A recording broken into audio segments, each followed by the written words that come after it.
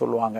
சர்க்கரை நோயாளிகளுக்கு அப்படி ஆற்றலும் கிடைக்கணும், வேகமாக வந்துடக்கூடாது, மெதுவாக வரும்பொழுது இந்த ஸ்மால் வெசல் டேமேஜும் ஏற்படாது. அப்படிங்கிறப்ப கேழ்வரகு மிகச்சிறப்பான உணவு. நிறைய பேர் நினைக்கிற மாதிரி அரிசி உணவு இல்லையா, அப்போ உடனே சப்பாத்தி போட்டு கோதுமை உணவு மட்டுமே சர்க்கரை நோயாளி சாப்பிடுவாங்க, எந்த நேரமும் சப்பாத்தி சாப்பிடுவாங்க.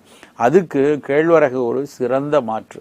இன்னொரு விஷயம், கேழ்வரகு நிறைய சாப்பிடும்போது மலச்சிக்கல் வராது, மூல நோய்க்கு நல்லது.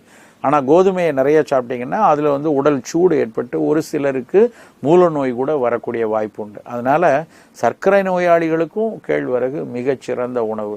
குழந்தைகள் முதல் பெரியவங்க வரைக்கும், பெண்கள் வரைக்கும் எல்லோரும் எடுத்துக்கொள்ள வேண்டிய ஒரு சிறுதானியம்னா கேழ்வரகு.